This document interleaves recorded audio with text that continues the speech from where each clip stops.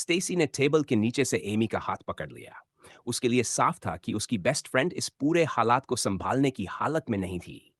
और भले ही इससे ये खुल जाता कि एमी उस रात वहां मौजूद थी, फिर भी रेवन का पेशेंस और ज्यादा टेस्ट करने से डरते हुए उसने आखिरकार बोलना शुरू किया। भले ही उस एडल्ट आदमी ने कहा था कि उसके पास टाइम है, लेकिन आखिर में दिखी एग्रेशन साफ बता रही थी कि अब वो खेल खत्म करने वाला है। उस रात हम दोनों पहली बार उसके इंटरनेट बॉयफ्रेंड से मिलने गए थे, एमी ने कहा। मैं बस इसलिए साथ गई थी क्योंकि स्टेसी को डर था कि वो उसके साथ कुछ गलत ना कर दे। और जब तुम्हारे भाई दो दोस्तों को साथ लाया तो उसका डर गलत नहीं था। वो हमें एक कैरोकी क्लब ले गया। वहां वो और उसके दोस्त हमें कुछ ऑफर करने लगे। हम दोनों बस मजे के लिए गए थे, लेकिन जब हमने लेने से मना किया तो उसने मेरी दोस्त पर जबरदस्ती करने की कोशिश की। आखिर में मैं चीख पड़ी, रिसेप्शनिस्ट आ गया और उसने सब देख लिया। उसके बाद हम वहां से भाग गए। हमने पुलिस को इन्फॉर्म नहीं किया। हम बहुत डर गए थे और बस उस दिन को भूल जाना चाहते थे। तभी तुम सामने आए। बोलते हुए एमी ने सच का बस एक हिस्सा बताया, जानबूझकर ये छुपाते हुए कि स्टेसी के मुताबिक वहां उसका भाई आया था। वो बस यही उम्मीद कर रही थी कि इतना काफी होगा और रेवन उन्हें छोड़ देगा, बिना उसके भाई को इस झंझट में घसीटे। स्टेसी ने सिर हिलाकर अपनी बेस्ट फ्रेंड की कहानी की पुष्टि की, लेकिन रेवन ने बस अपनी बाहें मोड़ ली और सिर हिलाने लगा। तुम पक्की हो कि वो रिसेप्शनिस्ट था? क्यों न हम थोड़ी देर और रुके और देखें कि तुम्हारी स्टोरी बदलती है या नहीं। उसी पल एमी को महसूस हुआ कि रेवन ने उसका झूठ पकड़ लिया है। बदकिस्मती से उस हाई स्कूल लड़की को यह नहीं पता था कि ग्रे एलिफेंट लीडर को मालूम था कि वो रिसेप्शनिस्ट उसके भाई का अच्छा दोस्त था। और बात यहीं खत्म नहीं होती। वो आदमी भी उन्हीं में से एक था जो बिना किसी सुराग के गायब हो चुका था। क्लब के ओनर के मुताबिक उसने अचानक रेजिग्नेशन दे दी थी। एमी के झूठ का पता होने से रेवन को और यकीन हो गया कि वो सही रास्ते पर है।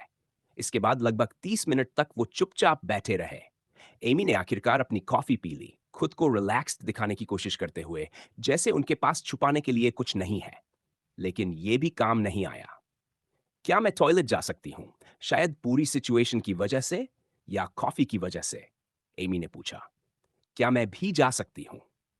स्टेसी ने तुरंत कहा, जरूर, लेकिन तुम्हें पता है अगर तुम दोनों ने कुछ भी करने की कोशिश की तो क्या होगा? रेवन ने चेतावनी देते हुए इजाजत दी।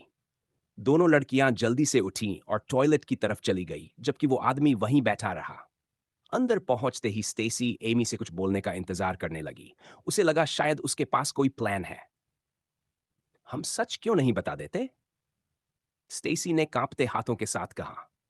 मुझे पता है तुम अपने भाई को इन्वॉल्व नहीं करना चाहती, लेकिन अगर वो कह दे कि उसे भी नहीं पता वो आदमी कहाँ है, तो शायद ये हमें छोड़ दे, है ना? प्लीज, क्या हम बस सच नहीं बता सकते? क्या तुम्हें सच में लगता है कि जो आदमी सिर्फ इसलिए हमें किडनैप कर सकता है क्योंकि हमने उससे बात करने से मना कर दिया, वो हमें छोड़ देगा सिर्फ इसलिए कि हमारे पास उसका जवाब नहीं है? एमी ने उसकी हथेलियां पकड़ते हुए कहा, ये गैंगस्टर्स हैं स्टेसी। मूवीज देखी है ना? एक बार इन्होंने हमारे चेहरे देख लिए तो इसका मतलब है ये हमें खत्म कर देंगे। ये हमें सिर्फ इसलिए जिंदा रखे हुए हैं क्योंकि हमारे पास वो इंफॉर्मेशन है जो इन्हें चाहिए। हमें वही छुपानी होगी और हेल्प बुलानी होगी। एमी खुद अपनी कही बातों पर आधा ही यकीन कर पा रही थी। अगर इस बात को नजरअंदाज कर दिया जाए कि रेवन ने उन्हें किडनैप किया था, तो वो सच में एक ओवर प्रोटेक्टिव भाई जैसा लग रहा था, जो बस सच जानना चाहता था। शायद वो उन्हें छोड़ने की बात में ऑनेस्ट भी होता। लेकिन इस वक्त एमी को स्टेसी को यह यकीन दिलाना जरूरी था कि गैरी को इन्वॉल्व करना खतरनाक है। टॉयलेट स्टॉल्स में पहुंचने के बाद उसने स्टेसी से पुलिस से कांटेक्ट करने को कहा, यह देखने के लिए कि क्या वो इस सिचुएशन में मदद कर सकते हैं।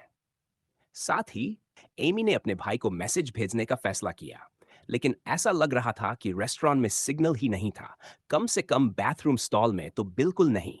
ये थोड़ा अजीब था, लेकिन नामुमकिन भी नहीं। दरअसल शायद यही वजह थी कि उसने ये जगह चुनी थी। बाहर जाते ही मैसेज सेंड हो जाना चाहिए, एमी ने सोचा।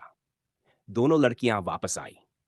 दरवाजे के पीछे वही अजीब से मर्द खड़े दिख रहे थे, इसलिए वो फिर से रेवन के सामने वाली कुर्सियों पर बैठ गई। उनके बैठते ही उसने एक आह भरी और सिर हिलाने लगा। तुम जानती हो, टेक्नोलॉजी सच में कमाल की चीज है।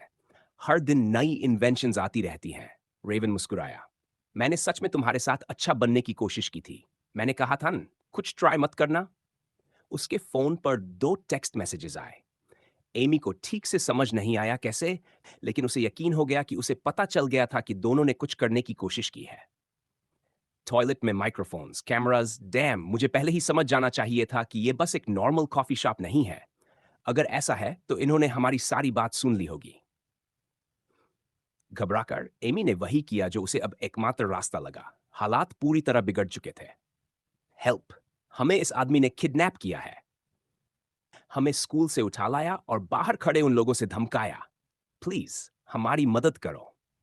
एमी चिल्लाई, स्टेसी को खींचते हुए रिसेप्शन डेस्क के पीछे खड़े वर्कर की तरफ दौड़ पड़ी। ये आखिरी ऑप्शन था और शायद एकमात्र। उसे बस यही उम्मीद थी कि ये स्ट्रेंजर्स उन्हें इन गैंग मेंबर्स से बचा लेंगे। कोई कुछ कर क्यों नहीं रहा? एमी ने कमरे में चारों तरफ देखते हुए सोचा। तभी उसने देखा, कई लोग मुस्कुरा रहे थे, कुछ तो खुलकर हंस भी रहे थे। तुम सच में बच्चे हो, रेवन ने पास आते हुए कहा। तुम्हें क्या लगता है मैं तुम्हें यहां क्यों लाया? ये पूरी कॉफी शॉप ग्रे एलिफेंट्स की है। यहां मौजूद हर इंसान हमारा मेंबर है, और नेचुरली इसमें तुम्हारे पीछे खड़ा वो वर्कर भी शामिल है। खून लगातार टपक रहा था, और जहां बिली खड़ा था वहां एक छोटा सा तालाब बन चुका था। उसके शरीर पर लगे घाव अभी भी भर रहे थे, लेकिन पहले से काफी धीमी गति से, खासकर गर्दन के पास का वो हिस्सा जहां गैरी ने उसे काटा था। ओमेगा वुल्फ गैरी और ब्लेक के बीच फंसा हुआ था। दोनों ही मूर्तियों की तरह स्थिर खड़े थे। तीनों को यह अच्छी तरह समझ आ रहा था कि अब जो भी पहला कदम उठाएगा वही बिली का अगला निशाना बनेगा। Health 43, energy 150। क्या इतना टाइम सच में बीत चुका है? नहीं, मैंने सोचे से ज्यादा एनर्जी खर्च कर दी है। कंट्रोल्ड ट्रांसफॉर्मेशन, इमरजेंसी हीलिंग और क्लॉ ड्रेन्स। हाँ, और फाइट के दौरान नेचुरल एनर्जी खर्च भी जोड़ो। इसका मतलब है अब और टाइम वेस्ट नहीं कर सकता। गैरी ने मन ही मन फैसला कर लिया, अब या कभी नहीं। ये सोचते ही गैरी ने पहला मूव लिया। मैक्सिकन स्टैंड ऑफ टूटते ही, जैसा दोनों ने अंदाजा लगाया था, बिली सीधे गैरी की तरफ दौड़ा। विशाल वेयरवुल्फ चारों पैरों पर किसी जंगली जानवर की तरह भाग रहा था। गैरी को यकीन नहीं हो रहा था। भले ही उसका ओपोनेंट बुरी तरह घायल था, फिर भी वो तेज लग रहा था। बिली जब एक बेकाबू सांड की तरह चार्ज कर रहा था, गैरी दीवार की तरफ कूद गया। उसने अपने नाखून बढ़ा दिए ताकि वो दीवार में धंसकर उसे पकड़ सके, और फिर उसी रफ्तार में उसने बिली पर छलांग लगा दी। ये ठीक वैसा ही था जैसा उसने ट्विंस के साथ किया था।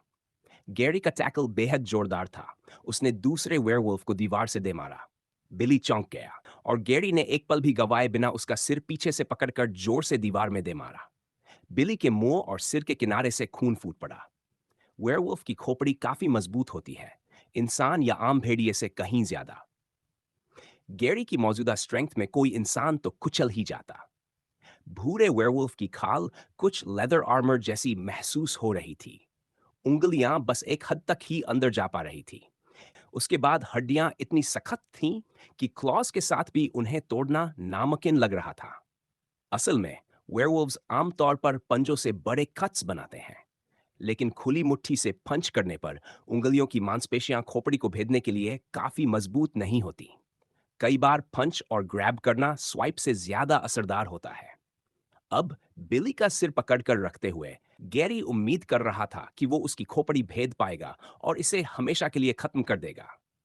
उसने अपनी मुट्ठी चलाई, उंगलियां बाहर की तरफ फैलाते हुए। उसे परवाह नहीं थी कि वो टूटे या नहीं। हालात से निकलने के लिए बिली दीवार से धक्का देकर खुद को छुड़ाने की कोशिश कर रहा था, लेकिन उससे पहले ही ब्लेक दोनों वेयरवुल्व्स के बीच लुढ़कता हुआ आ गया।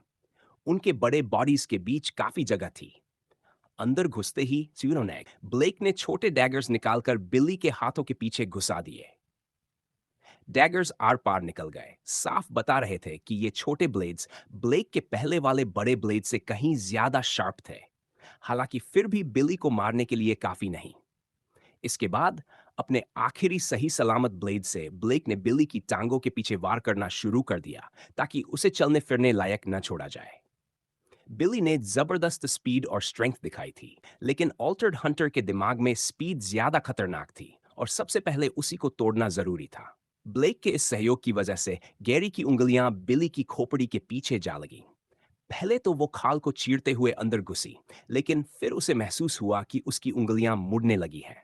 और उसी पल उसे वो नोटिफिकेशन मिला जिसका उसे डर था। आपको एक गंभीर इंजरी लगी है। हेल्थ घटा। 8 हेल्थ। 35 दाएं हाथ की उंगलियां टूट गई हैं। इमरजेंसी हीलिंग के लिए एनर्जी का उपयोग किया जाएगा। एनर्जी घटा।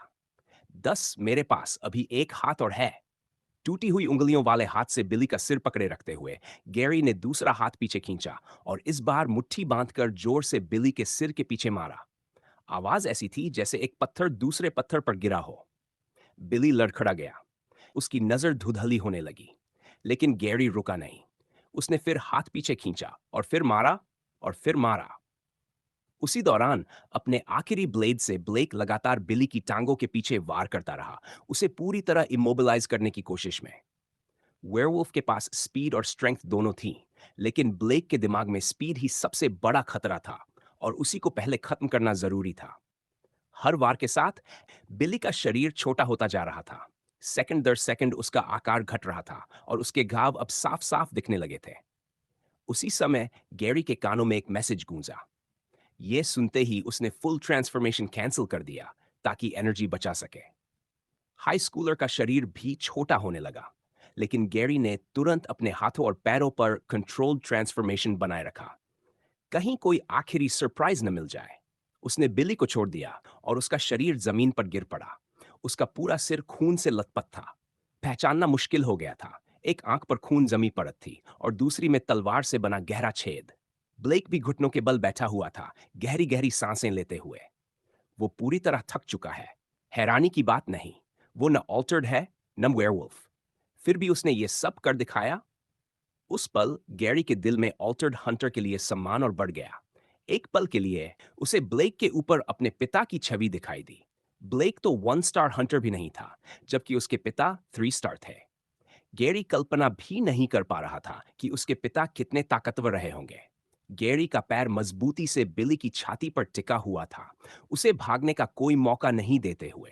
अपने पैर के नीचे वो बिली के दिल की धड़धड़कन महसूस कर सकता था। वो अभी जिंदा था, लेकिन गैरी जानता था कि अब वो पूरी तरह डाउन हो चुका है, क्योंकि थोड़ी देर पहले उसे सिस्टम मैसेज मिल चुका था। आपने एक ओमेगा वुल्फ पॉन को पराजित किया है। 2 इंस्टेंट लेवल अप्स प्राप्त हुए। बधाई हो, आप अब पहुंच चुके हैं। लेवल 12 2 स्टैट पॉइंट प्रदान किए गए हैं। ओमेगा वुल्फ को सफलतापूर्वक हराने के कारण अब आप उसका भविष्य तय कर सकते हैं। कृपया निम्न में से एक विकल्प चुनें। 1 स्ट्रे ओमेगा वुल्फ को मार दें। 2 ओमेगा वुल्फ को अपने पैक का हिस्सा बनने का निमंत्रण दें।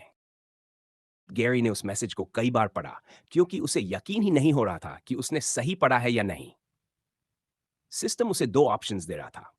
एक था बिली को मार देना, जो कि उनका शुरू से प्लान था। लेकिन दूसरा ऑप्शन था उसे अपने पैक में इनवाइट करना। और वो पैक आखिर था क्या, ये साफ नहीं था।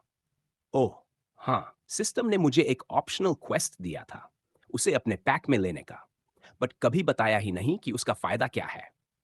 क्या वेयरवुल्फ पैक भी वुल्फ पैक जैसा ही होता है जैसा टॉम ने बताया था?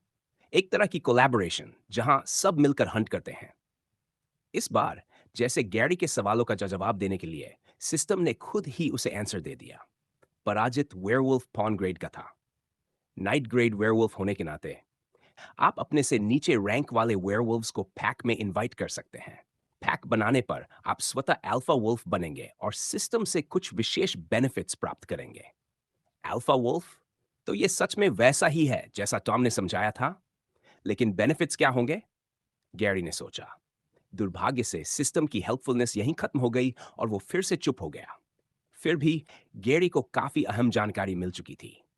ये साफ हो गया था कि चेस थीम्ड ग्रेड्स एक हायरार्की फॉलो करते हैं और इस हायरार्की में वो बिली से ऊपर था।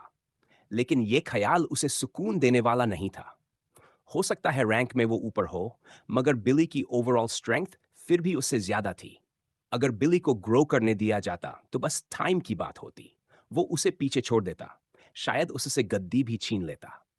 गैरी को अब पूरा भरोसा हो गया था कि अभी फाइट करने का फैसला सही था। अगर मुझे ठीक याद है तो पैक का कोई भी मेंबर किसी भी टाइम लीडर को चैलेंज कर सकता है। अगर वेयरवुल्व्स में भी ऐसा ही है तो ये तय है कि वो किसी न किसी पॉइंट पर मुझे बिट्रे करेगा। बेनिफिट्स चाहे जो हो, मैं ऐसे इंसान के साथ जुड़ना नहीं चाहता। गैरी ने मन बना लिया। जैसे ही वो पहला ऑप्शन चुनने वाला था, सिस्टम ने और जानकारी दे दी।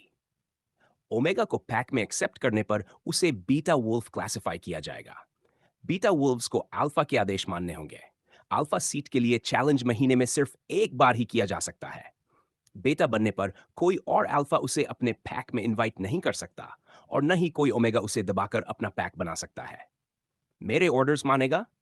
गैरी ने सोचा। क्या सिस्टम ने मेरी वर्रीज पढ़ ली? पहली बार ऐसा लग रहा है कि ये मेरे थॉट्स का जवाब दे रहा है। तो बीटा वुल्फ होने पर उसे मेरी बात माननी पड़ेगी, कम से कम तब तक जब तक मैं उससे आगे निकलता रहूं और महीने में एक बार उसे फाइट में हरा सकूं। वेयरवुल्फ सिस्टम इतना ईगर क्यों है कि मैं बिली को पैक में ले लूं? सिर्फ उस ऑप्शनल क्वेस्ट की वजह से, या फिर बिली में कुछ खास है? पूरा मामला रिस्की लग रहा था, फिर भी गैरी इसे सीरियसली सोच रहा था। वजह साफ थी, भविष्य में उसे अंडरडॉग से भिड़ना पड़ सकता था। उसे बिली पसंद नहीं था, लेकिन उस सिचुएशन में बिली की ताकत उसके काम आ सकती थी। मैं उन्हें मारना नहीं चाहता था, बिली ने कहा। उसके मुंह से खून टप रहा था और वो जानता था कि उसकी जिंदगी अब गैरी और ब्लेक के हाथों में है। भूख? मेरी मम और डैड की लड़ाई हो गई थी। उसने उस पर एस्ट्रे से हमला किया। मैं बस उसे बचाना चाहता था, लेकिन सब कुछ गलत हो गया। मैंने डैड पर हमला किया, फिर भी मम उस स्कमबैग का बचाव करती रही। मुझे समझ नहीं आया क्यों। और इससे पहले कि मुझे होश आता, मैं दोनों को मार चुका था। मेरा इरादा नहीं था। ऐसा लगा जैसे भूख और ब्लड लस्ट ने मुझ पर कब्जा कर लिया हो। बिली की कहानी सुनकर गैरी को नहीं पता था कि उसमें कितनी सच्चाई है, लेकिन वो रुक गया। हो सकता है ये सच हो। आखिर उसके पर्सनल वेंडेटा लिस्ट में उसके पेरेंट्स हमेशा आउटलायर्स रहे थे और वही पहली रिपोर्टेड किलिंग थे। लेकिन इससे पहले कि गैरी कोई फैसला ले पाता, उसने देखा कि ब्लेक संभल चुका था और उनकी तरफ अब बढ़ रहा था। गैरी उसके पास से राय पूछने ही वाला था, लेकिन ब्लेक डिस्कशन में शामिल होने नहीं आया। खून की एक धार गैरी के चेहरे पर आकर छींट गई। जब उसने बिली की तरफ देखा, तो उसका ह्यूमन लाइक सिर धड़ से अलग हो चुका था। ब्लेक की तलवार पर बिली का खून लगा हुआ था। बिना एक पल सोचे, ब्लेक ने बिली का सिर उठाया और उसका मुंह चेक किया। ट्रांसफॉर्मेशन पूरी तरह रिवर्स नहीं हुई थी। मरे हुए वेयरवुल्फ के मुंह में अब भी दो बड़े फैंग्स थे। हम यहां जॉब करने आए थे, गैरी, वेयरवुल्फ को मारने, ब्लेक ने कहा। तुमने देखा उसने उस लड़की के साथ क्या किया। वो खुद पर कंट्रोल नहीं रख सकता। वो तुम्हारी तरह नहीं था। कम से कम मैं यही मानना चाहता हूं। ओमेगा की मृत्यु हो चुकी है। ऑप्शंस अब उपलब्ध नहीं है। वेयरवुल्फ फ्लैश का सेवन करे और वन पॉन पॉइंट प्राप्त करे। गैरी मैसेज देखने के बजाय बिली के कटे हुए सिर को घूरता रहा। वही था जिसे उसने अपनी पहली अंडरग्राउंड फाइट में वेयरवुल्फ बनाया था। उसका एक हिस्सा जानता था कि बिली के लिए, उसके एक्शंस के लिए और आज के आउटकम के लिए वो खुद जिम्मेदार था। फिर भी बिली की मौत के साथ उसे अजीब सा सुकून मिला, जैसे उसके कंधों से कोई भारी बोझ उतर गया हो। एक ऐसा डर जिसकी अब उसे चिंता नहीं करनी थी। ब्लेक का एक्शन गलत नहीं था। बिली एक मर्डरर था। मान लिया कि उसने अपने पेरेंट्स को होश में नहीं मारा, लेकिन बाकी दो मर्डर्स, दिन दहाड़े इनू पर हमला, पार्क में गैरी के दोस्तों पर हमला, और सबसे बढ़कर कुछ ही मिनट पहले सिर्फ जिंदा रहने के लिए उसने एक निर्दोष महिला को मार दिया था। गैरी ने अब तक जिंदा रहने के लिए किसी इनोसेंट को नहीं मारा था, लेकिन उसे लग रहा था कि वो एक पतली रस्सी पर चल रहा है। हमें यहां से जाना चाहिए। मैं सिर अपने साथ ले जाऊंगा, प्रूफ के तौर पर, ताकि अपने फादर को दिखा सकूं कि जॉब पूरी हो गई है। मैंने पुलिस के लिए कॉलिंग कार्ड छोड़ दिया है। इससे उन्हें लगेगा कि ऑल्टर्ड हंटर्स इसके पीछे हैं, और उम्मीद है तुम इसमें और नहीं फंसोगे। हमारा कोलैबोरेशन यहीं खत्म होता है, गैरी, और मैं उम्मीद करता हूं कि तुम मुझे इस रूप में सिर्फ इसी एक बार देखो। इतना कहकर ब्लेक ने अपने गैजेट्स, टूटी हुई तलवार के हिस्से और बाकी सामान अपने अजीब एडवांस्ड बैकपैक में डाला और चला गया। गैरी वहीं खड़ा रहा, लाश को देखते हुए। उस बॉडी को देखते हुए उसे वो मैसेज याद आया जो थोड़ी देर पहले मिला था।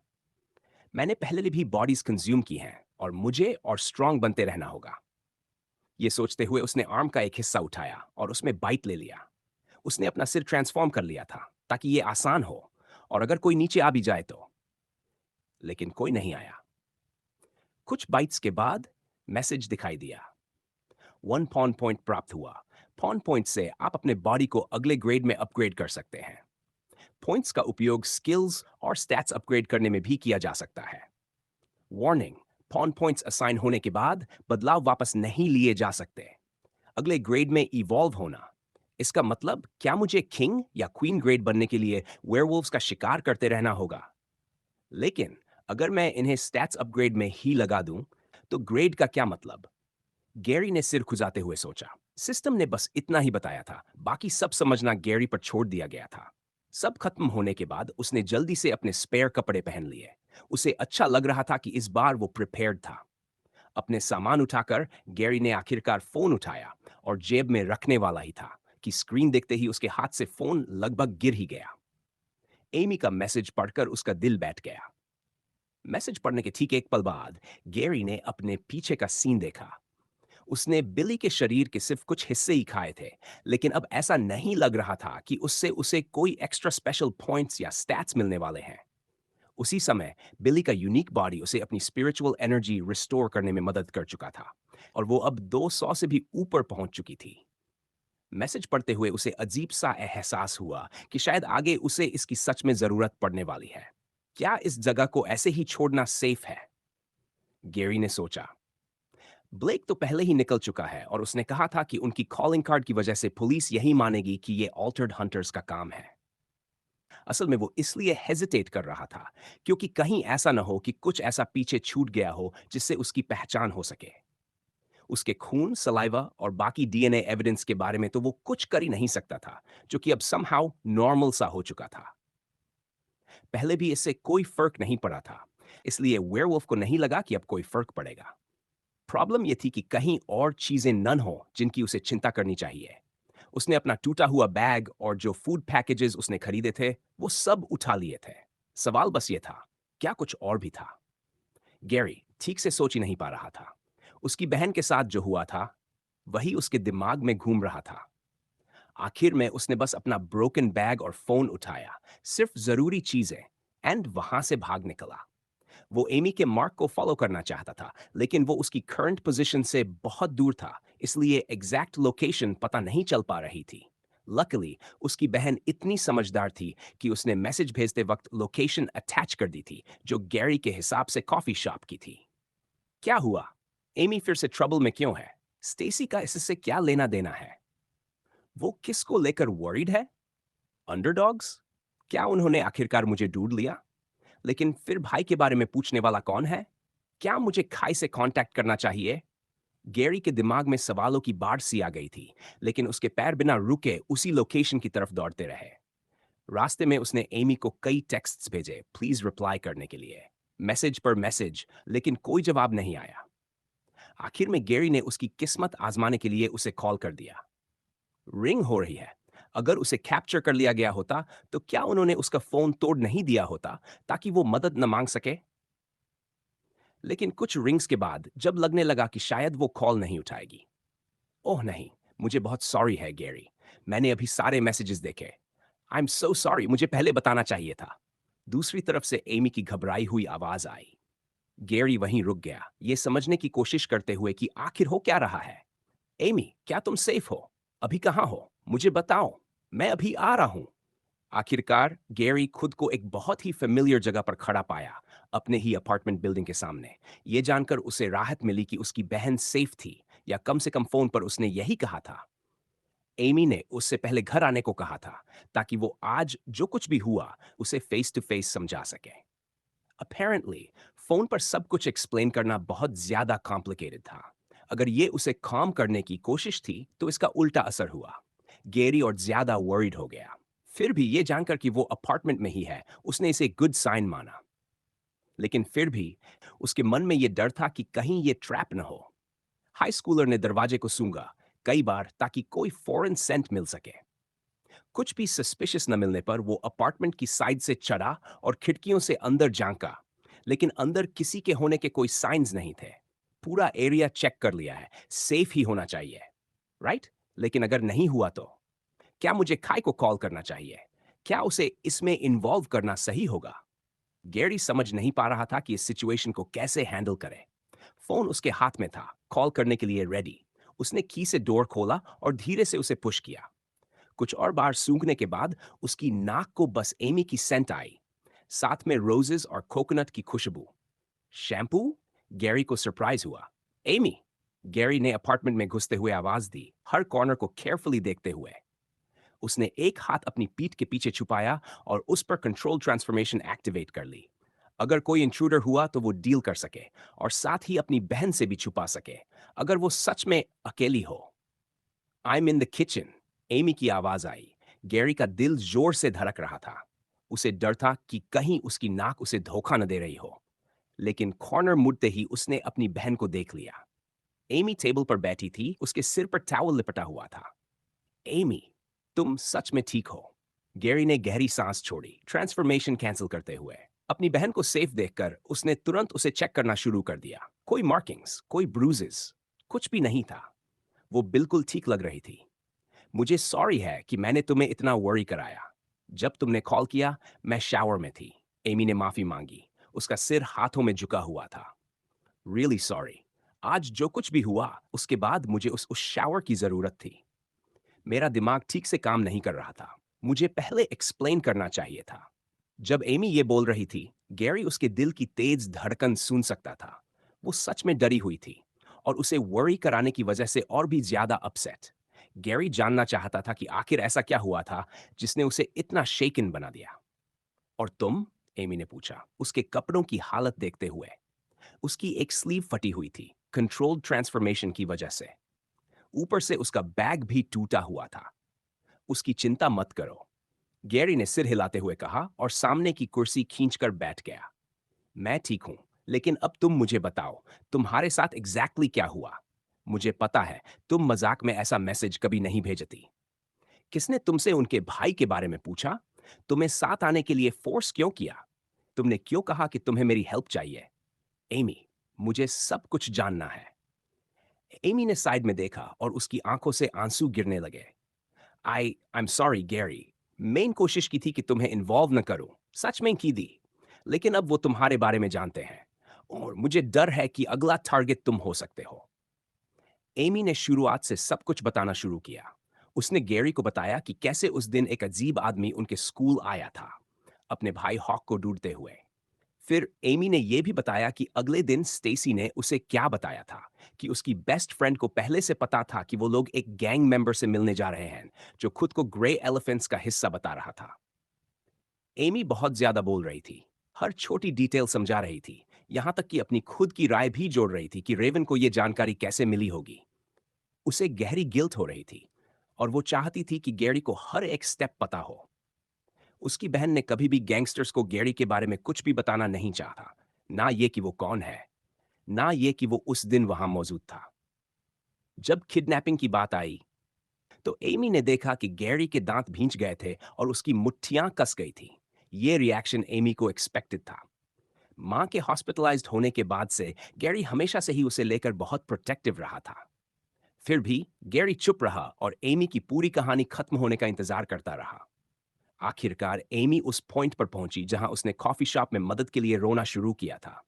और तभी रेवन ने रिवील किया कि अंदर मौजूद हर इंसान ग्रे एलिफेंट्स गैंग का मेंबर था।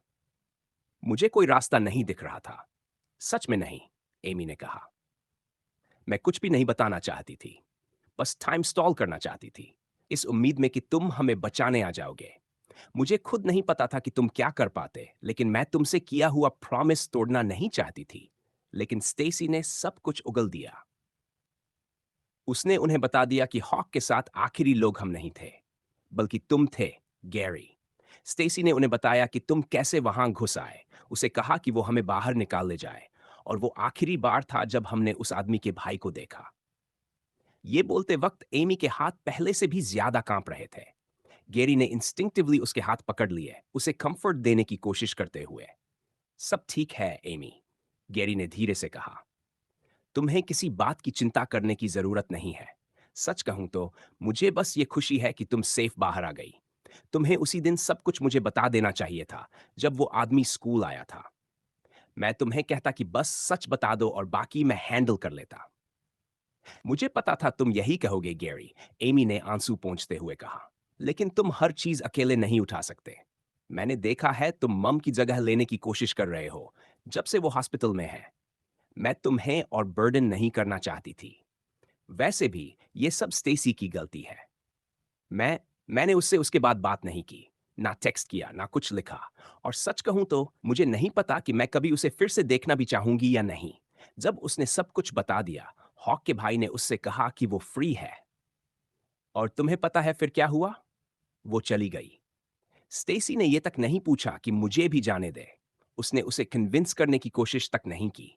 उसने बस मुझे एक बार देखा और प्रैक्टिकली शॉप से भाग गई। गैरी को समझ नहीं आ रहा था कि वो क्या कहे। वो देख सकता था कि एमी को अपनी बेस्ट फ्रेंड से कितना बिट्रेयल महसूस हो रहा था। अंडरडॉग्स के साथ रहते हुए गैरी ने ऐसे सीन्स बार बार देखे थे। फियर एक बहुत पावरफुल टूल था, और रेवन ने अब तक जो कुछ भी किया था वो सब डर डर पैदा करने के लिए था। पहले उन्हें सेफ महसूस कराना, और फिर यह एहसास दिलाना कि वो जगह भी सेफ नहीं है। उसने स्टेसी को मेंटली तोड़ दिया था। सच कहें तो गैरी को हैरानी थी कि वो इतनी देर तक चुप कैसे रही। स्टेसी का बिहेवियर घिनौना था, लेकिन गैंग की दुनिया में ये नॉर्मल था। ये जानते हुए भी गैरी मन ही मन उस लड़की को कोस रहा था। खासतौर पर इसलिए क्योंकि शुरुआत में डेम फैमिली को इस मेस में घसीटने की वजह भी स्टेसी ही थी।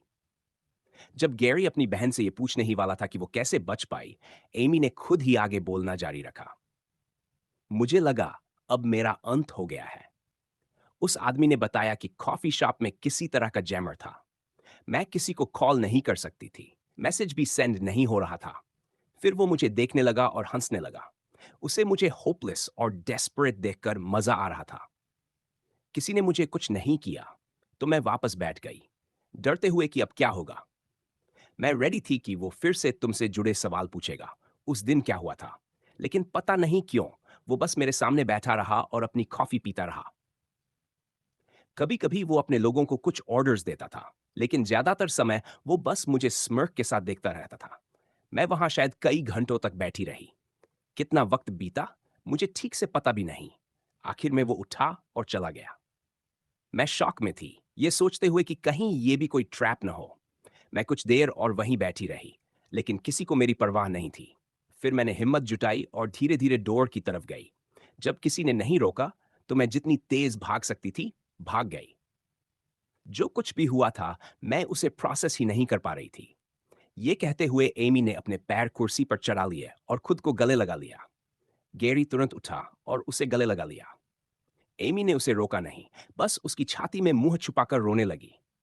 दोनों कुछ देर तक ऐसे ही रहे, जब तक एमी रोना बंद नहीं कर पाई। ग्रे एलिफेंट्स, लगता है जिस आदमी को मैंने खत्म किया था वो उनके लिए बहुत इंपॉर्टेंट था।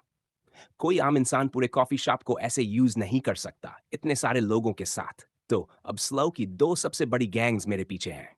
हाँ, मुझे एक्ट करना पड़ेगा, शायद ग्रे एलिफेंट्स के खिलाफ भी। वो मुझे जानते हैं और उन्होंने ये सब मेरी फकिंग सिस्टर के साथ किया। गैरी अपने ख्यालों में खोया हुआ था। तभी एमी ने उसके हाथ पर हल्का सा थपथपाया, ये बताने के लिए कि वो ठीक है। गैरी ने उसे छोड़ दिया और वापस अपनी कुर्सी पर बैठ गया। एमी की आंखें सूजी हुई और लाल थीं। गैरी को वो दिन याद आ गया जब उन्हें अपनी मां के बारे में सच्चाई पता चली थी। एमी ने उस दिन बहुत कुछ झेला था। गैरी कभी नहीं चाहता था कि उसे फिर से ऐसा कुछ देखना पड़े, लेकिन उसकी वजह से। अगर मैंने उन्हें थ्रेटन कर दिया होता, थोड़ा हर्ट किया होता, नहीं, कोई गारंटी नहीं थी कि बात वहीं खत्म हो जाती। हॉक ने कॉन्सिक्वेंसेस की धमकी दी थी, और उसके भाई के बिहेवियर को देखकर साफ था कि वो रिवेंज लेने जरूर आता। गैरी, एमी ने उसे उसके ख्यालों से बाहर निकाला। क्या तुम मुझे बता सकते हो कि स्टेसी और मेरे जाने के बाद क्या हुआ? मैं उस दिन पूछना चाहती थी, लेकिन उस आदमी ने मुझे थोड़ा और बताया था। उसने कहा कि सिर्फ उसका भाई ही गायब नहीं हुआ, बल्कि उस रूम में मौजूद हर इंसान, मेरे और स्टेसी के अलावा सब लापता हो गए। ये सवाल गैरी डर रहा था, लेकिन ये वही सवाल था जिसके लिए उसने पहले से एक जवाब तैयार कर रखा था। तुम्हें क्या लगता है मैंने क्या किया? गैरी ने साय लेते हुए इनोसेंट बनने की कोशिश की। ऑनेस्टली मैं पैनिक में था। मैं अंदर आया और देखा कि उन्होंने तुम्हारे साथ क्या किया था। तो मैं उन पर पागल की तरह चिल्लाने लगा। उन्हें धमकी दी कि अगर उन्होंने कभी मेरी छोटी बहन को छुआ, तो मैं उन्हें मार डालूंगा। मैंने कहीं सुना था कि क्रेजी एक्ट करना लोगों को डराने का सबसे अच्छा तरीका होता है, क्योंकि वो अंदाजा नहीं लगा पाते कि तुम आगे क्या करोगे। लगता है वो बात थोड़ी तो सच थी, या फिर मेरी सडन एंट्री से वो बस कंफ्यूज हो गए। मेरा मकसद बस तुम दोनों को भागने का टाइम देना था। जब लगा कि वो मुझ पर अटैक करने वाले हैं, तो मैं भी भाग गया। बिलीव इट और नॉट, अब मैं काफी फास्ट रनर हूं। गैरी ने अपने मजबूत शरीर की तरफ इशारा करते हुए कहा। एमी ने उसके एक्सप्लेनेशन पर एक अजीब सा फेस बनाया। गैरी का अचानक बदला हुआ शरीर भी उसके लिए एक मिस्ट्री ही था। वो लोग भी उसी तरह के गैंगस्टर्स होंगे, जैसे जिसने तुम्हें किडनैप किया था, एमी ने कहा। ऐसे लोग पुलिस से भी भाग रहे होते हैं। तुम्हें उन सब की चिंता करने की जरूरत नहीं है, ओके? गैरी ने उसे रियश्योर करने की कोशिश की। इसके बाद बातचीत जैसे खत्म सी हो गई। एमी खड़ी हुई, शायद अपने रूम में जाने के लिए, लेकिन जाने से पहले वो पलटी। गैरी, तुम इन दिनों थोड़े बदल गए हो, एमी ने कहा। उसके चेहरे पर उसके भाई की वरीड एक्सप्रेशन दिखी, तो वो जल्दी से मुस्कुरा दी। मुझे नहीं पता ये चेंज अच्छा है या बुरा, लेकिन जो भी हो, तुम हमेशा मेरे बिग ब्रदर रहोगे। अपने रूम में जाकर एमी बेड पर लेट गई। वो हर तरह से थकी हुई थी। उसे ये भी याद नहीं रहा कि उसने पूरे दिन ठीक से कुछ खाया भी नहीं था। फिर भी उसे यकीन था कि आज रात नींद आना मुश्किल होगा, क्योंकि एक ही बात उसके दिमाग में घूम रही थी। एमी बेड पर बैठ गई और वार्डरोब की तरफ देखने लगी। लेकिन वो अपनी वार्डरोब नहीं देख रही थी। वो गैरी की वार्डरोब थी। वो चीजें वहां क्यों हैं? एमी ने मन ही मन सोचा। ज्यादा देर नहीं लगी जब उस भयानक क्राइम सीन पर पुलिस को बुला लिया गया। स्लव के चीफ ऑफ पुलिस एंटन को खुद मौके पर आना पड़ा, क्योंकि इस केस में शामिल व्यक्ति कोई आम नाम नहीं था। टनल के दोनों सिरों को खास पीली पुलिस टेप से सील कर दिया गया था। आसपास का इलाका भी ब्लॉक कर दिया गया था, ताकि अगर कोई एविडेंस छूटा हो तो सुरक्षित रहे। आखिरकार सीन पर सिर्फ कुछ ही पुलिस ऑफिसर्स बचे थे, जो फोटोज ले रहे थे। किसी बड़े शहर में शायद इससे कहीं ज्यादा फोर्स लगती, लेकिन स्लाउ जैसे टाउन के लिए यह पहले ही काफी बड़ा ऑपरेशन माना जाता था। डिटेक्टिव काफी देर से बॉडी को घूर रहा था। उसे ध्यान से इंस्पेक्ट कर चुका था और एविडेंस भी कलेक्ट हो चुका था। खड़ा होकर एंटन ने अपने सफेद ग्लव्स उतारे और पास खड़े एक ऑफिसर को थमाते हुए आंखें मलने लगा। ध्यान रखा करो, अगर हाथों पर खून लग गया तो। युवा ऑफिसर रू ने अपने सीनियर को चेतावनी दी। उसके हाथ में एक क्लियर एविडेंस बैग था, जिसके अंदर एक कार्ड साफ दिख रहा था। लैब से रिपोर्ट आ गई है, एंटन ने कहा। तुम जानते हो ये कौन है ना? क्या ये ऑल्टर्ड मर्डरर का एक और विक्टिम नहीं है? रू ने जवाब दिया, जल्दी से सीन की तरफ देखकर फिर नजर हटा ली। हालांकि पहली बार है कि सिर ऐसे काटा गया हो। वाह, सच में रुकी हो तुम, एंटन ने सिर हिलाया। आजकल क्या किसी को भी भर्ती कर लेते हैं, या फिर फोर्स को लोगों की सख्त जरूरत है? रिजल्ट्स आने से पहले भी साफ था कि हमारा ऑल्टर्ड मर्डरर यहां मौजूद था। लेकिन सरप्राइजिंग बात यह है कि टिक मेल है। हम इसे हर जगह ढूंढ रहे थे। यह बिली ब्रंटन है, जिसे हमने शुरू में ऑल्टर्ड मर्डरर समझा था। लैब वाले के मुताबिक वो ऑल्टर्ड नहीं है। फिर भी ऑल्टर्ड हंटर्स ने अपनी कॉलिंग कार्ड छोड़ी है, लेकिन उसका ब्लड बाकी सभी क्राइम सीन्स के ब्लड से मैच करता है। यानी हत्यारा वही था। लगता है अब हंटर्स जज ऑफ डेथ भी बनने लगे हैं। रू ने बैग को ऊपर उठाकर घुमाया, ताकि कार्ड को ठीक से देख सके। उसे अजीब लगा कि सीन पर कोई कार्ड छोड़ा गया हो। पहले तो उसे लगा ये किसी रेस्टोरेंट का बिजनेस कार्ड होगा। कॉलिंग कार्ड पर रेड ड्रैगन क्यों है? रू ने कंफ्यूजन में कहा। मुझे लगा ऑल्टर्ड हंटर्स हर तरह के ऑल्टर्ड से नफरत करते हैं, और मैंने कभी ड्रैगन टाइप ऑल्टर्ड के बारे में सुना भी नहीं। वो क्लासिफाइड इंफॉर्मेशन है, एंटन ने गंभीर आवाज में कहा। पब्लिक को नहीं बताई जाती, ताकि कॉपी कैट्स पैदा न हो। फेक और रियल में फर्क करने का भी एक खास तरीका होता है, वो तुम वक्त के साथ सीख जाओगे। लुक्स लाइक वो हमसे काफी पहले यहां पहुंच गए थे। एंटन ने गहरी सांस छोड़ी। लेकिन आर्म का क्या? रू ने कहा। ऐसा लग रहा है जैसे किसी बीस्ट ने खा लिया हो। यही सबसे अजीब बात थी। उन्हें ऐसा डीएनए मिला था जो पहले से फाइल में मौजूद था, और वो कई जगहों पर मिला था। फिर भी उस मिस्टीरियस ऑल्टर्ड के बारे में अभी तक ज्यादा कुछ पता नहीं चल पाया था। क्या ये दो ऑल्टर्ड के बीच की फाइट हो सकती है? एंटन ने सोचा।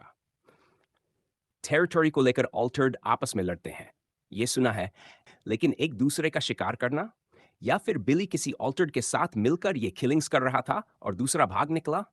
या फिर क्या कोई ऑल्टर्ड हंटर खुद ऑल्टर्ड है, या कोई हंटर उस मिस्टीरियस ऑल्टर्ड के साथ काम कर रहा है? एंटन खुद ही हंस पड़ा। ऐसा दिन आए तो सुअर उड़ने लगेंगे।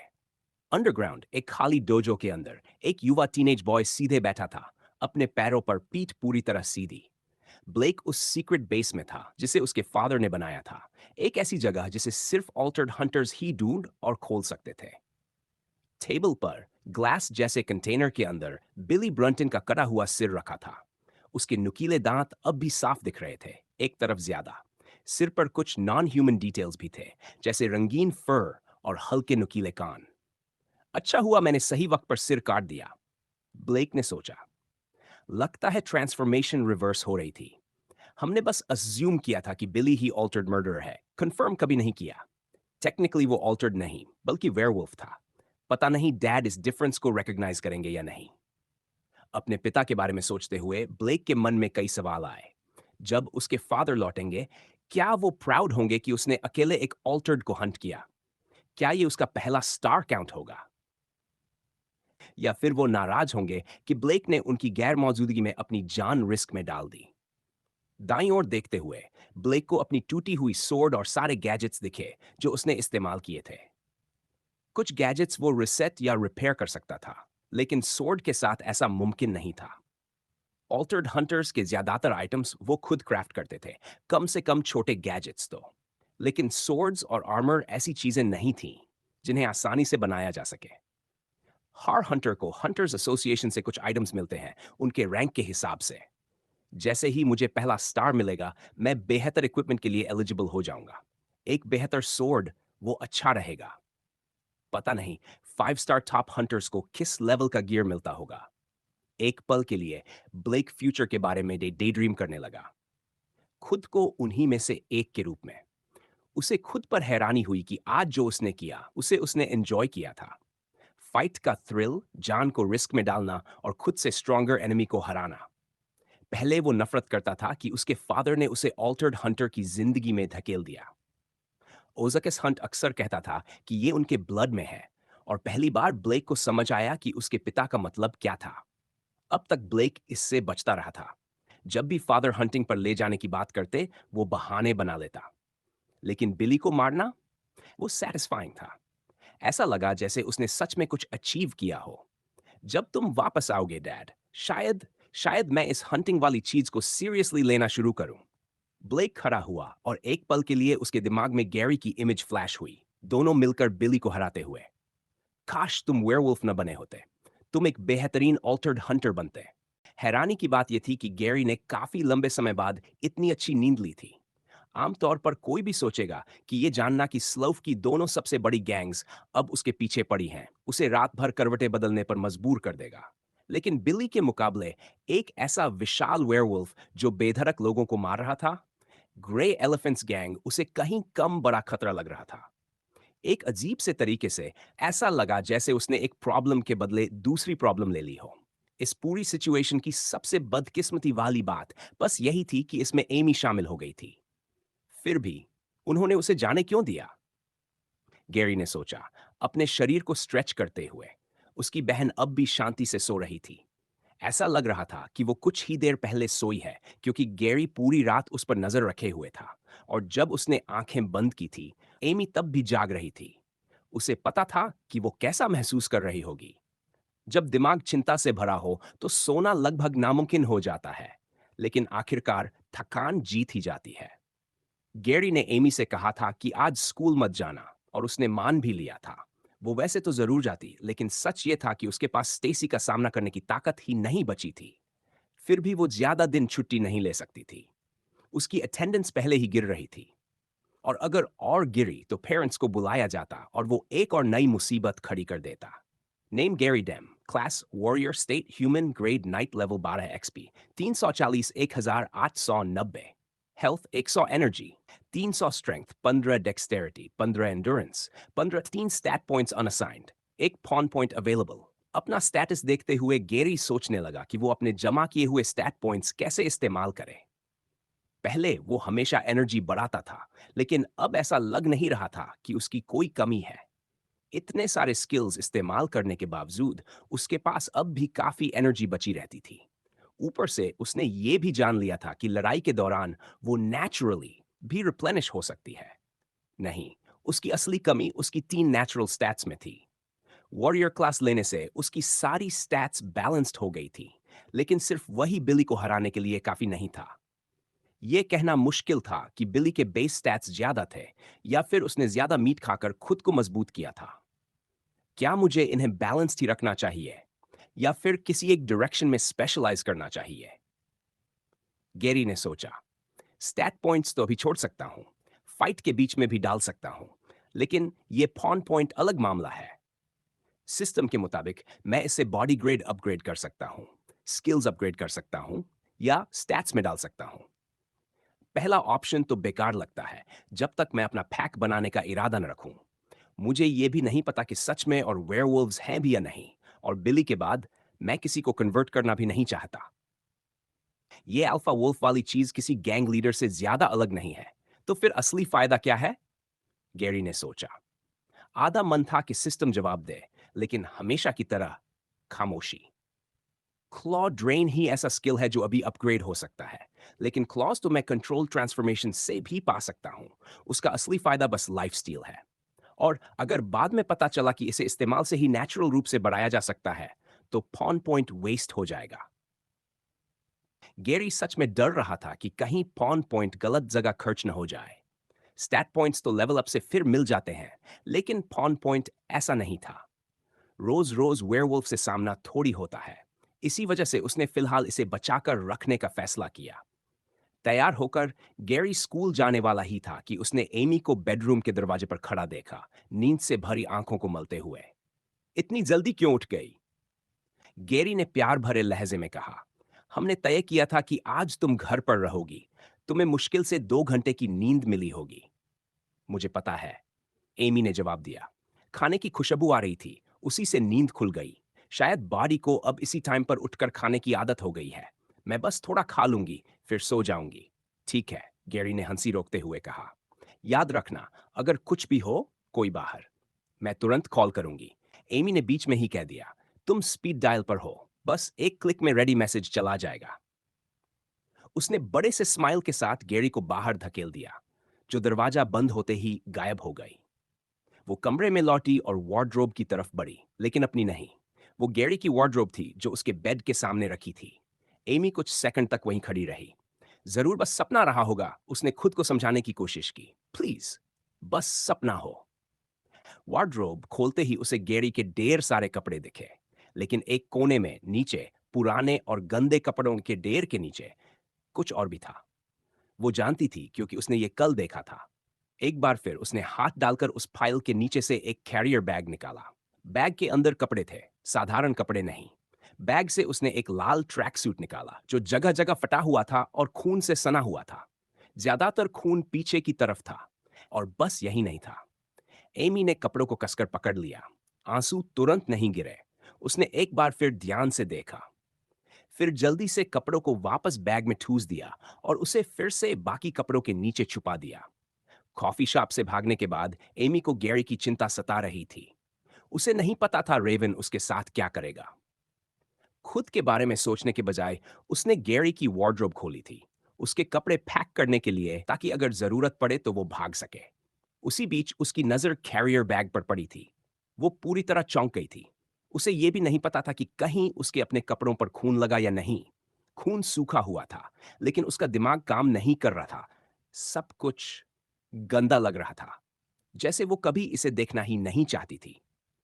एमी ने कपड़ों को वैसे ही वापस रख दिया और शावर लेने चली गई, ये उम्मीद करते हुए कि शायद उसका दिमाग साफ हो जाए। ज्यादा वक्त नहीं लगा, लेकिन उस शावर ने उसे थोड़ी राहत दी, जो कुछ उसके साथ हुआ था और जो आगे होने वाला था उसे समझने के लिए। तो यह सपना नहीं था। इसका मतलब गैरी वही था जिसने उन्हें गायब किया। उसने उन्हें मारा। ये सब मेरे लिए किया, मुझे बचाने के लिए, है ना? और अब भी तुम सच मुझसे छुपा रहे हो, मुझे प्रोटेक्ट करने के लिए। तुम जो कुछ भी कर रहे हो वो मेरे और मम के लिए है, और मैं तुम्हारे लिए कुछ भी नहीं कर पा रही। एमी जमीन पर बैठ गई, घुटनों को सीने से लगाकर। आंसू बहते रहे। वो खुद को कमजोर और बेकार होने को कोस रही थी। मेरे बस में एक ही चीज है। तुम चाहते हो कि मुझे ये न पता चले, तो मैं ऐसे ही दिखाऊंगी जैसे मैंने कुछ देखा ही नहीं। मैं कभी किसी से इसके बारे में एक शब्द नहीं कहूंगी। ये सीक्रेट मैं अपने साथ कब्र तक ले जाऊंगी, क्योंकि तुम मेरे भाई हो। एमी ने खुद से यह वादा किया, आंखों से आंसू पोंछते हुए। सूरज अभी अभी उगना शुरू ही हुआ था, और स्लाव का पूरा शहर हल्की सी धूसर धुंध में लिपटा हुआ था। ये नजारा खास तौर पर 3 छात्रों के लिए अजीब था, क्योंकि उन्होंने अपनी जिंदगी में कभी इतनी सुबह आंख नहीं खोली थी। स्कूल आने की तो बात ही छोड़ दो। इन्नू सुस्ती में वेस्ट ब्रिज की छत की सीढ़ियां चढ़ रहा था। दरवाजा बस थोड़ा सा आगे दिख रहा था। वो अभी भी जम्हाई लेते हुए स्ट्रेच कर रहा था, इतनी बड़ी जम्हाई कि मुट्ठी मुंह में आ जाए। जैसे ही उसने दरवाजा खोला, उसे हैरानी हुई। वो आखिरी था जो पहुंचा था। तुम लेट हो, काय ने कहा, बिना पीछे मुड़े, छत की रेलिंग से बाहर देखते हुए। सुनहरे बालों वाला वो लड़का दूर कहीं घूर रहा था। कहाँ? ये सिर्फ वही जानता था। मरी और ऑस्टिन को तो बस खाली स्कूल का मैदान और आसपास की इमारतों की परछाइयां ही दिख रही थी। ये आदत उन्होंने काय में पहले भी कई बार देखी थी। लेट? इनू ने फोन देखा। सुबह 6:05। अरे यार, सिर्फ 5 मिनट। सामान्य हालात में वो इस वक्त गहरी नींद में होता। इतनी सुबह स्कूल में अगर कोई दिख सकता था तो सिर्फ चौकीदार। लेकिन बहस करने की ताकत उसमें थी नहीं, इसलिए चुपचाप बाकी हाउलर्स के पास चला गया। मैरी और ऑस्टिन की हालत भी उसी जैसी थी। कंधे ढीले, आंखें भारी। ऑस्टिन मुझसे पहले कैसे पहुंच गया? वो तो न इस इलाके में रहता है, न इसी स्कूल में पढ़ता है। इनू ने सोचा। तुम्हें क्लास के लिए लेट होने की चिंता नहीं है? आखिरकार उसने ऑस्टिन से पूछा, जो अपने बाल ठीक कर रहा था। उन क्लासेस की जिनमें मैं जाता ही नहीं? उस स्कूल की जो मुझे जिंदगी में कहीं नहीं ले जाएगा? ऑस्टिन ने उसे ऐसे देखा जैसे इनू ने कोई बेवकूफी भरी बात कर दी हो। गैंग ज्वाइन करने से साफ नहीं हो गया था कि मेरे पास बेहतर कुछ है ही नहीं? इनू जवाब देने ही वाला था कि खाई ने बाहर देखना छोड़ा और सबकी तरफ मुड़ा। काफी बातें हो गई। खाई की आवाज में ठंडक थी। ग्रे कलर गैंग से हमारी लड़ाई के बाद तुम सब अलग अलग मेरे पास आए थे। तुम सब ने कहा था कि उन अजीब जुड़वां लड़कों के सामने तुम कितने बेकार महसूस कर रहे थे। सच बताऊं, मैं भी वही महसूस कर रहा था, और इसी वजह से हम ऐसे नहीं रह सकते। हमारी गैंग अभी छोटी है और नई भी, लेकिन मेरा इरादा है कि जल्द ही स्लव का नाम अंडरडॉग से नहीं, हाउलर से जुड़ा हो। उसके बाद काउंटी, फिर देश, और आखिर में पूरी दुनिया। किसी आम हालात में किसी किशोर के मुंह से ऐसी बातें सुनकर हंसी आ जाती, लेकिन खाई की आवाज में कुछ ऐसा था कि किसी को भी हंसी नहीं आई। नन ये अवास्तविक लगा। उन्हें नहीं पता था कैसे, पर उन्हें यकीन था कि खाई कोई रास्ता जरूर निकालेगा। और ये आसान नहीं होगा। रास्ते में ऐसे दुश्मन मिलेंगे जिनके सामने ग्रे कलर गैंग जोकर लगेंगे। मैं झूठी तसल्ली नहीं दूंगा, हमें ऑल्टर्ड से भी निपटना पड़ेगा। असली ऑल्टर्ड से, ना कि उन जुड़वां की नकल से। इसलिए मैं चाहता हूं कि उस दिन जो डर तुमने महसूस किया था, उसे कभी मत भूलना। हम जिंदा बचे, वो भी ज्यादातर किस्मत की वजह से। अब सुनो, मैंने हम सबके लिए एक सख्त ट्रेनिंग रिजीम तैयार किया है। हर दिन स्कूल से पहले 2 घंटे की ट्रेनिंग। काय के चेहरे पर हल्की सी खूंखार मुस्कान थी। चारों की मुट्ठियां अपने आप भींच गई। थकान जैसे हवा हो गई। सब तुरंत हरकत में आ गए। इनू और ऑस्टिन को वार्म अप से शुरू करने को कहा गया, बेसिक स्टैट्स बनाने के लिए। दोनों में टैलेंट था। इनू हमेशा अकेले ट्रेनिंग करता आया था, जबकि ऑस्टिन उल्टा, कभी खुद को सीमा तक नहीं धकेला, बस लड़ाइयां लड़ी। दोनों छत के चारों ओर दौड़ने लगे। फिर पुशअप्स, अलग अलग वर्कआउट्स, और आखिर में हल्की स्पैरिंग। एक दूसरे से सीखते हुए उनकी प्रतिस्पर्धा हर पल तेज होती जा रही थी। 45। इनू ने जोर से गिनती बताई। पसीना माथे से टपक रहा था, उसकी तराशी हुई एब्स पर गिरता हुआ। वो और ऑस्टिन दोनों कप के शर्ट उतार चुके थे। बकवास, ऑस्टिन हंसा। इसे पुशअप कहते हैं, सही फॉर्म नहीं है तो बस खत्म, जबरदस्ती मत कर। जब तक तुम्हारी पीछे वाली हवा में उठी हुई है, फॉर्म पर भाषण मत दे। इनू ने पलटकर कहा। इसके बाद स्क्वाट्स की बारी आई, पर साधारण नहीं। इनू ने एक पैर आगे सीधा रखा और सिर्फ एक पैर पर नीचे बैठने लगा। ऑस्टिन ने देखा और वैसा ही करने की कोशिश की, लेकिन उसका बैलेंस बुरी तरह बिगड़ गया।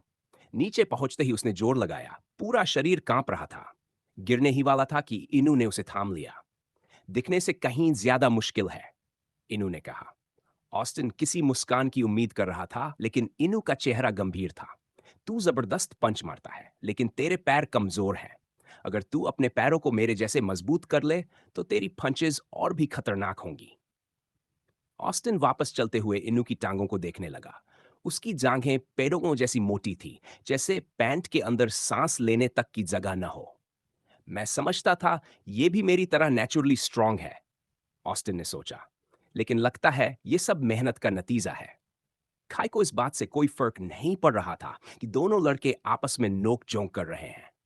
जब तक वो पूरी मेहनत से काम कर रहे थे, उन्हें जो करना था करने दो। इस बीच वो मरी के पास चला गया, उसे अलग तरह की ट्रेनिंग देने के लिए। मरी कभी भी अच्छी फाइटर नहीं रही थी, इसलिए लड़कों जैसी ही ट्रेनिंग उसे ज्यादा मदद नहीं देने वाली थी। जब मरी अपनी रिक्वेस्ट लेकर उसके पास आई थी, काय थोड़ा हिचकिचाया था। पहले वो हमेशा उसकी परेशानियों को खुद संभाल लेता था।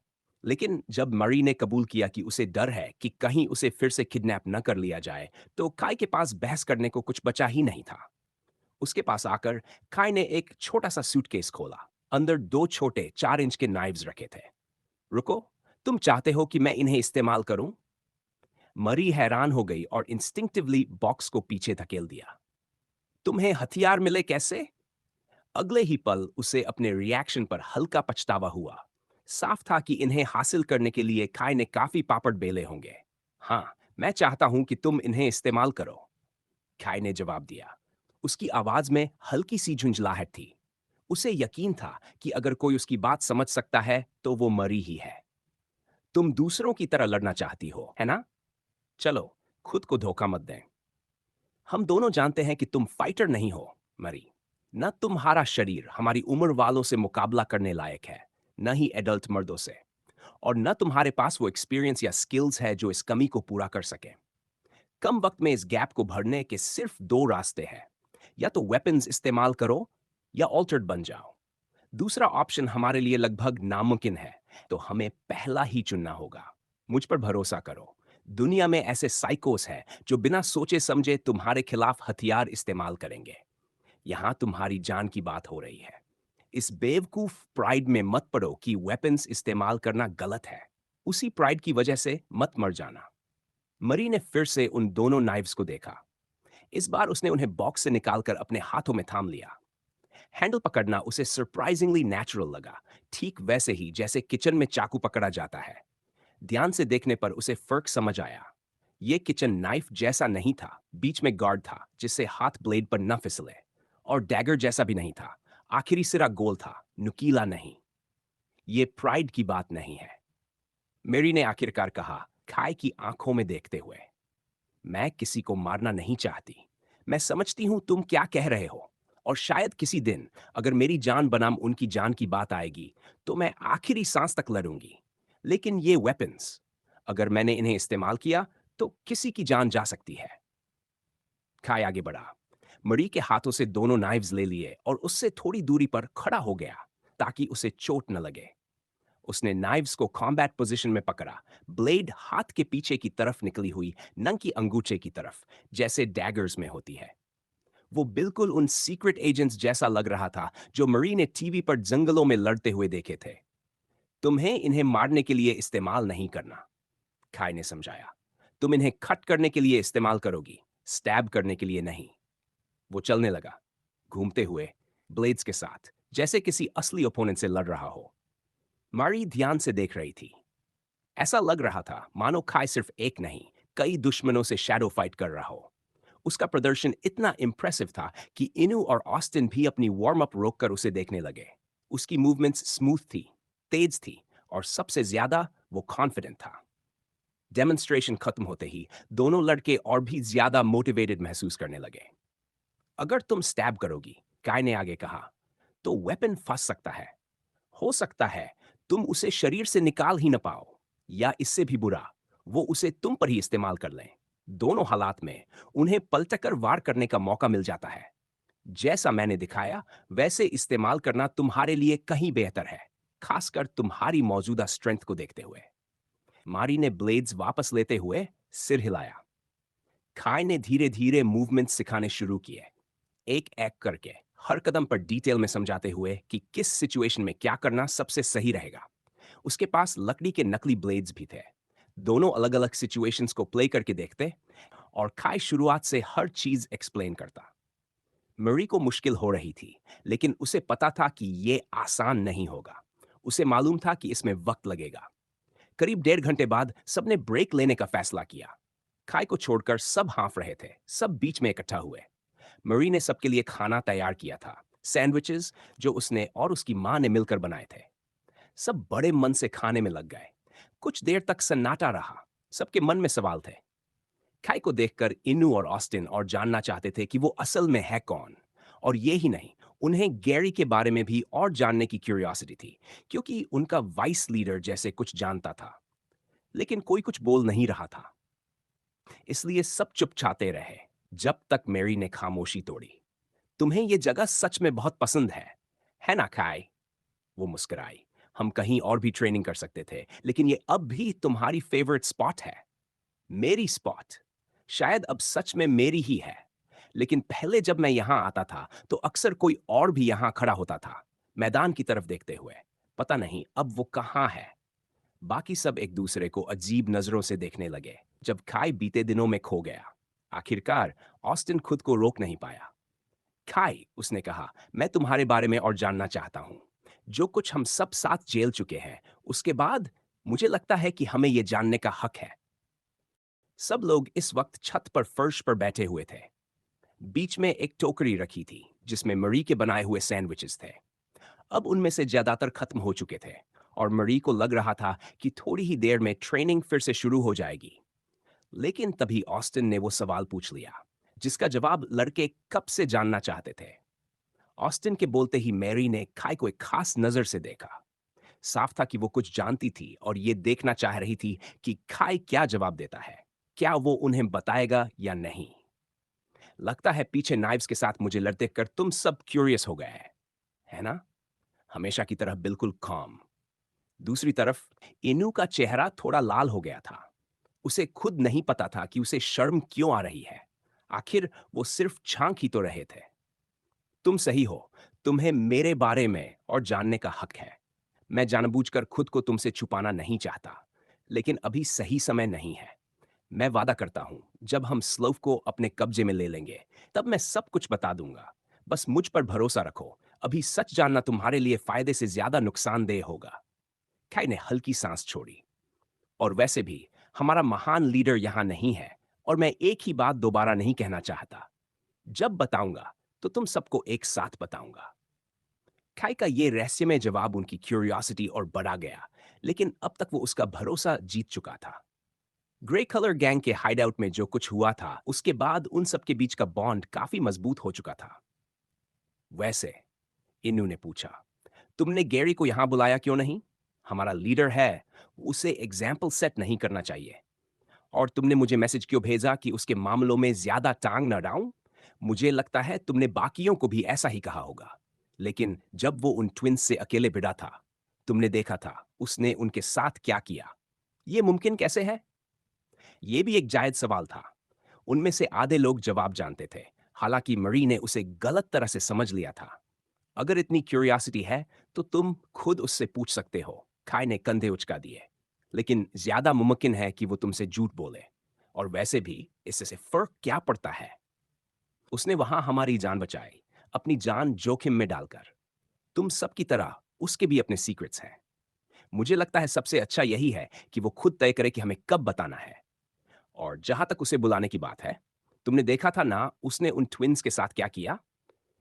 तुम्हें सच में लगता है कि हमारी तरह की ट्रेनिंग उसके लिए असरदार होगी? उसे इन सब चीजों की जरूरत नहीं है। बाकी सब इस बात से सहमत थे, खास तौर पर अगर गैरी को छुपा रहा था। उन ट्विन्स में से सिर्फ एक ही चारों के लिए बहुत ज्यादा था, और उनका लीडर दोनों से एक साथ लड़ा था। इतना ही नहीं, उसने हैरान करने वाला कम वक्त लिया था। और जिस हालत में वो ट्विन्स छोड़े गए थे, मैरी से जो तुमने कहा था उसके बारे में, ऑस्टिन बोला, ये ट्रेनिंग अच्छी है और मुझे लगता है हम इम्प्रूव भी करेंगे, लेकिन ये काफी नहीं है। हाँ, हम इतने मजबूत हो सकते हैं कि असली स्किल्ड गैंग मेंबर्स के बराबर आ जाए, ना कि वो कलर गैंग्स वाले। शायद इतना भी कि असली गैंग्स हमसे डरने लगे। लेकिन ऑल्टर्ड के सामने ये कुछ भी नहीं है। मुझे बताया गया है कि स्लाफ में सिर्फ एक गैंग के पास ऑल्टर्ड है। लेकिन अगर सिर्फ एक से ही पूरा टाउन कंट्रोल में आ सकता है, तो अगर कोई और आ गया तो हम क्या करेंगे? मुझे नहीं पता तुम्हारे बारे में, लेकिन मुझे सिर्फ गैरी पर डिपेंड रहना पसंद नहीं है। वो ट्विंस को संभाल पाया, लेकिन हमें यह भी नहीं पता कि वो किसी असली ऑल्टर्ड के सामने भी वैसा ही कर पाएगा या नहीं। ऑस्टिन सीधे खाई की आंखों में देख रहा था। उसे यकीन था कि उनका वाइस लीडर इस प्रॉब्लम को पहले ही सोच चुका होगा और शायद उसके पास कोई जवाब भी होगा। तुम सही हो, खाई ने कहा। ऑल्टर्ड को सुपर ह्यूमंस यूं ही नहीं कहा जाता। मेरे पास एक सोल्यूशन है, लेकिन अफसोस वो हमें अभी जल्दी मिलने वाला नहीं है। खाई खड़ा हुआ और छत के कोने की तरफ गया। उसने अपना स्कूल बैग खोला और एक लैपटॉप निकाला, फिर वापस आ गया। पहले मुझे लगता था कि स्लफ को लेने के लिए हमें सिर्फ कर्क से निपटना होगा। लेकिन ट्विंस से लड़ने के बाद अब मुझे डर है कि ग्रे एलिफेंट्स गैंग के पास उस अजीब सोल्यूशन के और भी सैंपल्स हो सकते हैं जो उन्हें उन बीस्ट्स में बदल देता है। अगर उन्होंने हमें टारगेट किया तो हम बड़ी मुसीबत में पड़ जाएंगे। एक और वजह है कि हमें इस ट्रेनिंग को सीरियसली लेना चाहिए, और अगर मुमकिन हो तो हमें हमेशा टीम में रहना चाहिए ताकि अकेले होने पर कोई हम पर हमला न कर सके। ये कहते हुए खाई की नजर अनजाने में इनू पर चली गई। उसे पता नहीं था कि बिली वाला इश्यू पहले ही सॉल्व हो चुका है। लैपटॉप पर कुछ टाइप करने के बाद खाई ने उसे घुमाकर सबको दिखाया। स्क्रीन ज्यादातर काली थी। ऊपर एक नाम लिखा था और उसके नीचे एक तारीख। नाम था गिल्ड ऑक्शन हाउस। ये क्या है? इनू ने पूछा। तारीख 2 हफ्ते बाद की थी, लेकिन इसके अलावा कोई इंफॉर्मेशन नहीं थी। और ये नाम क्या है? किसी 8th ग्रेडर ने रखा है क्या? खाई ने लैपटॉप बंद किया और समझाने के लिए तैयार हो गया। नाम जितना बेवकूफ लगता है, ये लोग उतने ही लेजिट हैं। ये हमारे देश की सबसे बड़ी गैंग्स में से एक है, और सबसे बड़ी बात, इन्हें किंग्स में से एक लीड करता है। ये शायद सबसे अमीर गैंग है। अफवाह है कि इनके ऑक्शंस में जितना पैसा हाथ बदलता है, उतने में टियर 3 और उससे नीचे के सारे टाउन्स को टियर 1 सिटीज में अपग्रेड किया जा सकता है। देश की हर बड़ी गैंग इन ऑक्शंस के बारे में जानती है, सब अटेंड करती है। सुना है कि कई बार किंग्स खुद भी बिडिंग करने आते हैं। ये ऑक्शंस वेबसाइट पर अनाउंस होते हैं। हर समय नहीं होते, लेकिन जब होते हैं तो बहुत बड़ा मामला होता है। दुर्भाग्य से हमारे मौजूदा फंड से हम एक मेंबर की एंट्री फी भी नहीं दे सकते, और मान लो पैसे होते भी, तो भी वो हमें अंदर आने से रोक सकते हैं, सिर्फ इसलिए क्योंकि हम अभी बहुत छोटे हैं। लेकिन मैं चाहता हूं कि हम इसे फ्यूचर के लिए याद रखें। हम अपना बिजनेस फैलाएंगे, ज्यादा पैसा कमाएंगे, और जब हमारे पास काफी फंड्स होंगे, तब हम ऑक्शन हाउस जाएंगे। हर बार उनका स्टॉक बदलता है, लेकिन एक चीज के लिए वो सबसे ज्यादा फेमस है, ऑल्टर्ड डीएनए। और मैं किसी आम ऑल्टर्ड की बात नहीं कर रहा, मैं एग्जॉटिक ऑल्टर्ड की बात कर रहा हूं जिनके बारे में पब्लिक को पता तक नहीं। यही हमारी की होगी टॉप तक पहुंचने की। काफी पैसा हो तो हम लिटरली इस दुनिया पर राज करने की ताकत खरीद सकते हैं। काय ने पूरे कॉन्फिडेंस और ग्रैंडियर के साथ अपनी बात खत्म की।